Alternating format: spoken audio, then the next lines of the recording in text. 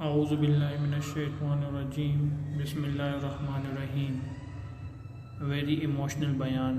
یہ بیان ناچ گانا کے لیے ہے جو اپنے بیٹے اور بیٹیوں کو ناچ گانا سکھاتے ہیں۔ ہمیں اسلام اس بات کی اجازت نہیں دیتا، تو اس بیان میں بہت ہی اعلیٰ کارگزاری کی گئی ہے۔ تمام دوستوں سے گزارش ہے کہ اس بیان کو کمپلیٹلی دیکھیں۔ جزاک اللہ۔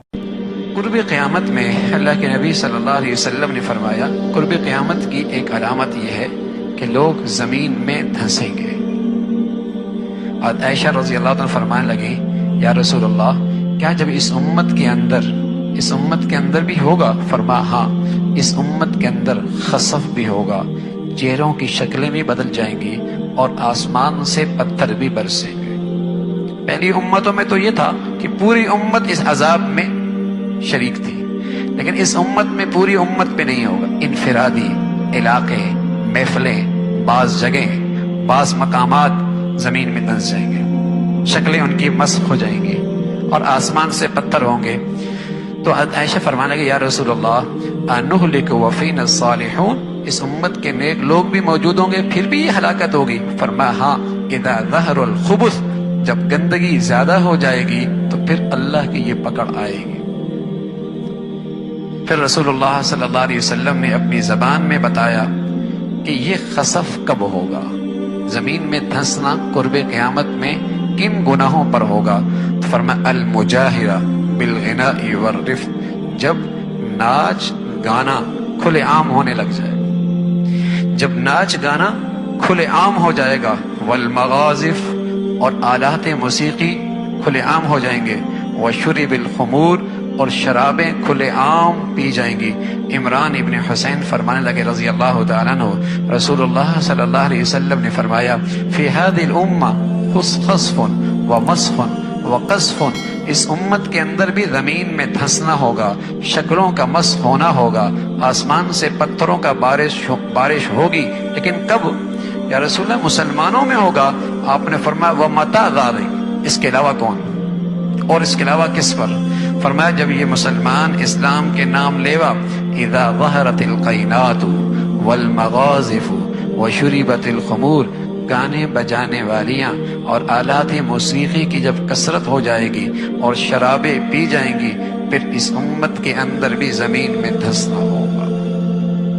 یہ جو آپ کو نظر آتا ہے نا کہ ٹیلنٹ پورے ملک میں تلاش کیا جاتا ہے، کون اچھا گلوکار بنتا ہے، یہ ہونا ہے اس لیے کہ قرب قیامت میں دھنسنا بھی تو ہے۔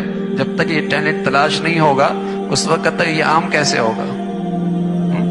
ٹیلنٹ تلاش کیا جاتا ہے نا، اور دانشگاہوں کے اندر، تعلیمی گاہوں کے اندر بھی کلاسیں دی جاتی ہیں۔ اس نسل کو اب اسی کی ضرورت رہ گئی ہے، ناچتا کہتا ہے، گاتا کیسا ہے۔ پہلے میں اپنے بچوں کو اللہ کا نام سکھاتی تھی، اور جب وہ گنگناتا ہے تو کہتے ہیں بچے میں ٹیلنٹ بہت ہے۔ جب وہ گنگناتا ہے اماں کے سامنے ناچتا ہے، ٹیلنٹ بہت ہے۔ پہلے میں بسم اللہ پڑھاتی تھی، اللہ کا نام سکھایا کرتی تھی، اللہ کی بات سکھایا کرتی تھی، پوری کوشش ہوا کرتی تھی ماؤں کی کہ بچے کی زبان سے سب سے پہلے اللہ کا نام لے، اور اللہ کرے اس کی برکت سے آخری کلمہ بھی اللہ کا نام کا ہو، اور اللہ کے نبی کی بشارت ملے کہ سیدھا جنت میں چلا جائے۔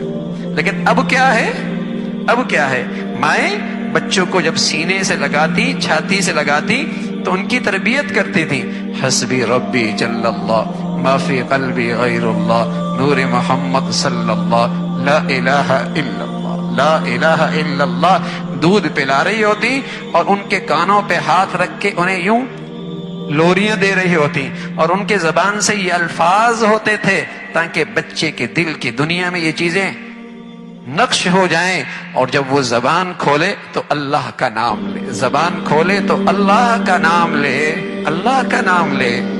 کیا دولت تھی اولاد جو مسلمانوں کے لیے صدقہ جاریہ تھی، اور بہترین زندگی کی صلاحیتیں اس کے اندر پیدا کرنے کا موقع تھا۔